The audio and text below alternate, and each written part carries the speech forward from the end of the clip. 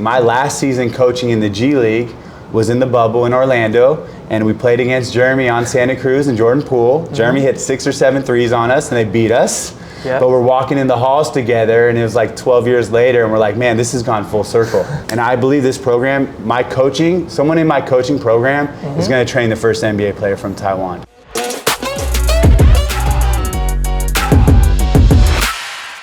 Hello， 大家好，我是 Steve。今天特别起了一个大早来 Instinct 的进阶训练营。那 Instinct 进阶训练营的讲师呢是 Mike Atkinson， 那他也是运动表现 Strength Conditioning Coach 出身的。那现在训练很多 NBA 的球员。那平时大家在镜头前面看到我都是我在教别人。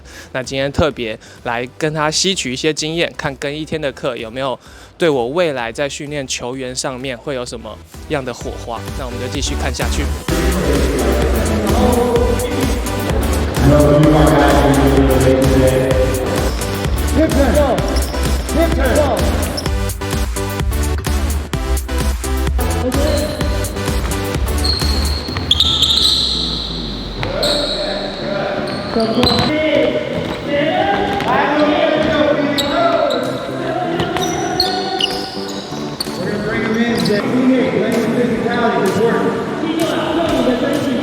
Can you tell us about the difference between like Taiwanese player and the US player? Because lots of P-League players start training with you, and you have experience training with like the G League or NBA players. Sure. Can you tell us about the difference, like the personality or the skills? I obviously don't think it's one size fits all. I think there's going to be a million different personalities culturally, okay? But let's say if we're looking at macro dynamics and the way the teams are moving and what I'm seeing trend-wise, I'm seeing that we can err more on aggression. I'm also seeing that our athletes are maybe possibly overly trained and in the wrong energy system developments, right? We were just discussing before we got on camera how the proper energy system development can actually create the proper output. And instead of sub-max training, maybe we need to add in some maximum training with more recovery. Yeah. And we'll get different outputs. Correct. Periodization. Exactly.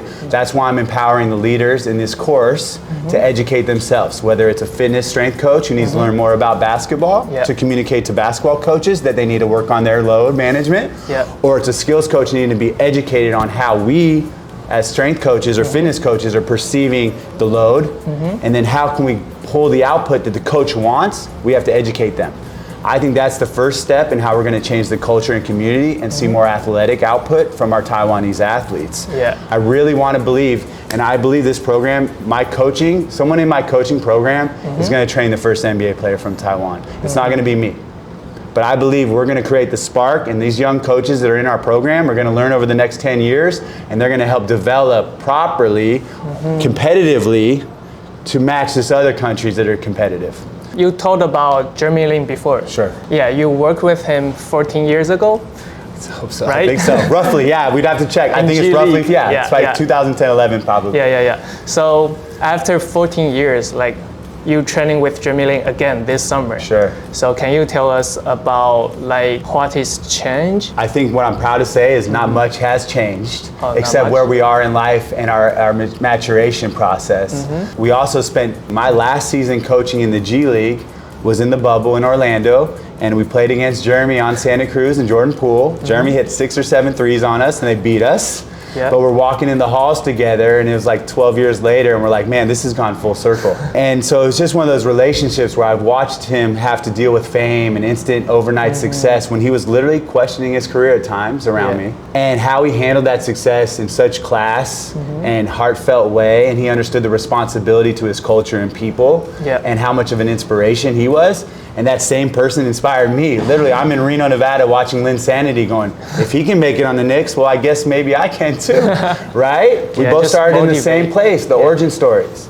And what's beautiful about that relationship is throughout the years, we've hung out, went to dinner, maybe we met up in Las Vegas. I never said I can be your trainer. I was just his friend for a long time. And recently, he texted me, said, hey bro, are you still training in New York City? I need a gym to work out at. I'm like, oh, I got you, man. And I go, I'd love to get on the court with you again.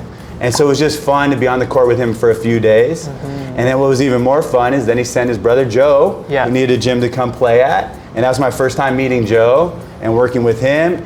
And now that they're on the same team, Yeah, I really crazy. feel like everything's just coming full circle. And I'm so proud of both of them. And I'm just proud to be a small part and just be a friend to both of them, you know. And if I can get to work with them and make any impact in a positive way, I'm definitely there for them. The Taiwanese skill trainer compared to the Americans? Sure. I think one of the things is basketball is an innate sport in America, mainly. We originated the sport and it's kind of in our subculture. Yeah. So a lot of people believe that they can play basketball and coach basketball in America, and a lot can, okay? But I think what's different is the cultural way. So like even if I'm in Reno, Nevada with my kids training them, they don't have access to the basketball community that my New York City kids have, right? So my 2 hours of training privately in New York, they can go outside, find a game. They can go to a gym, find a game. They can go to a private school. But in Reno, Nevada, they may only have one output. So I would say the output would be the differentiator for some of us, right? These coaches need an output, but also understanding the culture of basketball and what really matters. And that you and I and most people that have established a form of training knows it's fundamental and foundational first. Yeah. And then we can add on top of the gimmicks and the stuff that makes it more interesting and more aggressive and anything you want to do to be creative. Create the foundation as coaches first, not skills coaches. Literally, how do I interact with you and build rapport as a professional coach and give you what you need, not what I think you need. And if we can start there, then they won't be pre-programmed and they'll be outside of themselves so they can actually be with the person, right? I think a lot of them are very technical sound and they want to look at it and check the boxes, but they're missing that interaction and they need to trust their instincts more. Yeah. I know lots of like Taiwanese players, Taiwanese trainer, they just want to do something hard, too complex. Sure. Yeah, but fundamental is key. Like you have to know how to hip hinge properly, squat properly, ankle stabilities, everything before you start doing like hard stuff. Everything can be hard and that's not the challenge in life. It's actually to get it to stick and get the transfer and get those adaptations.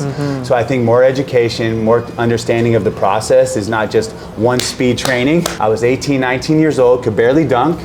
1 year of strength training and some testosterone, my elbow was on the rim. Okay? And the goal is that if we can take our young athletes and develop them 6 months ahead of their peers, they're not going to be the young guy 18 years old in college. They're going to be the young guy 18 years old, but their training age is 19. So they're educating, so when the testosterone kicks in, we've got them in the right positions. And that's just going to be education.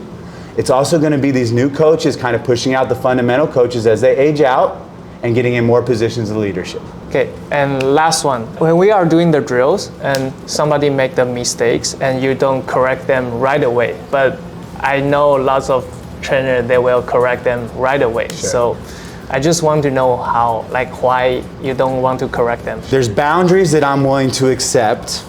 And one of the boundaries is safety. So when you walked into my gym, I noticed tape on your knee.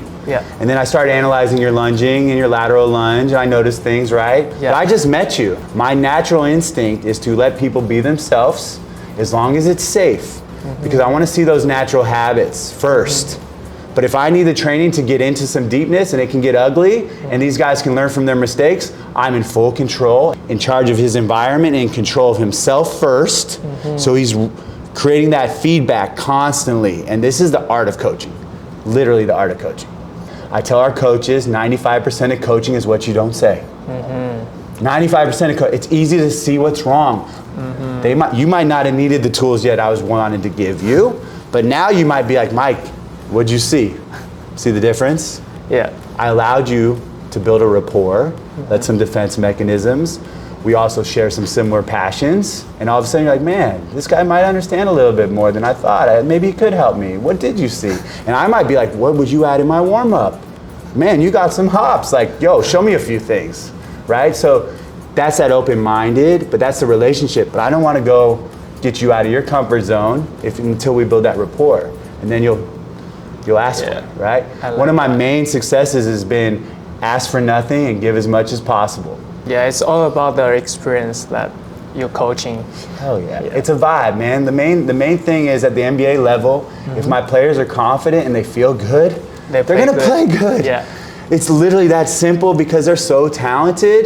It's their minds and their bodies need to be at the highest level. So if they feel good mentally, feel good physically, odds are they're going to play good. But that's the challenge of the greats, and that's what I've been fortunate to be around.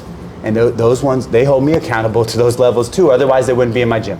So if you're not at that highest level, we still have to build up to that as coaches, because the highest levels are going to demand you're at the highest level as a coach, especially in the private sector. I really have to bring value for that individual and stay in the moment and not give them anything I think they need, but give them only what they need. So that's my goal. All right. Yeah. Okay. Thank you. Thank you, bro. Thank you. Thanks. Good stuff.